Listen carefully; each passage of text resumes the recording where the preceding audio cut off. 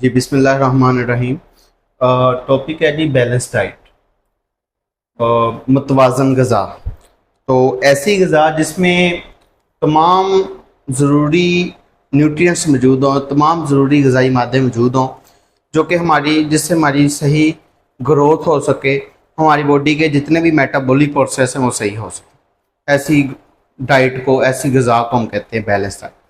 तो इससे मुराद ये है कि कोई भी इंसान जो है, कोई जो इंडिविजुअल है, वो ऐसी खुराक खा रहा हो जिसमें तमाम ज़रूरी न्यूट्रिएंट्स मौजूद हों।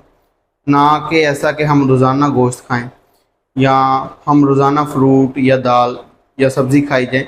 इसमें मुराद है कि हम खुराक का सारा हिस्सा रोज़ाना की मिकदार में एक बैलेंस क्वांटिटी के अंदर चख रहे हो, खा रहे हो।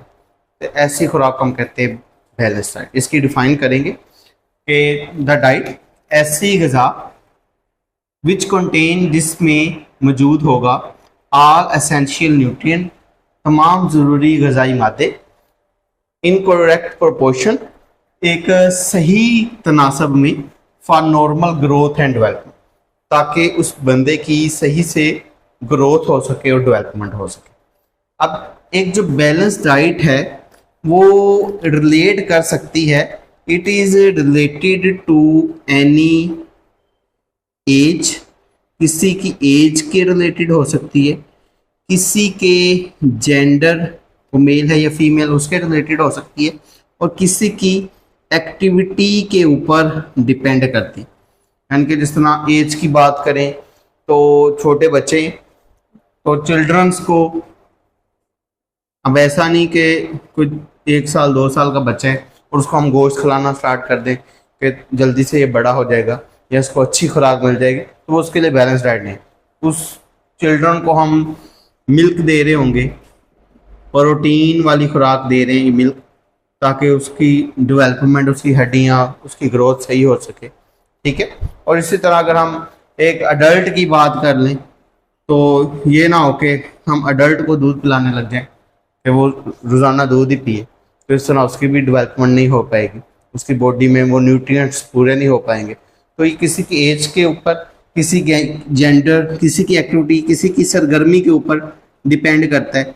जिस तरह कोई ऐसा बंदा है जो बहुत ज़्यादा काम करता है लेकिन उसको खाने को कम मिले, तो ये भी उसकी बॉडी के लिए जो न्यूट्रिएंट्स है वो कम पड़ जाएंगे। या कोई ऐसा बंदा है जो बहुत कम करता है और वो ज़्यादा खाता पीता है, तो ये भी उसकी बॉडी के लिए बैलेंस डाइट नहीं होगी। ठीक है। हमने कहा तमाम जरूरी न्यूट्रिएंट्स मौजूद होने चाहिए, इसको हम कहेंगे। तो इसलिए चिल्ड्रंस को ज़्यादा मिल्क दिया जाता है ताकि उनकी ग्रोथ हो सके दैन द अडल्ट्स। ठीक है, ये डिफाइन आ जाती है। और इसका रिलेशनशिप पूछ लिया जाता है, how it is related with age, gender, activity. तो ये आपका शॉर्ट क्वेश्चन है।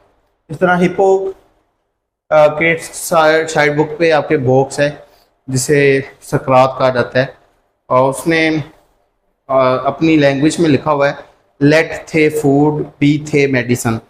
और 9th क्लास में बैलेंस डाइट के बॉक्स है बैलेंस डाइट के साथ, वहाँ पे लिखा हुआ लेट थे फूड बी थे मेडिसन। तो इसका मतलब है कि अपनी खुराक को ही अपनी मेडिसिन बना लो, अपनी दवा बना लो।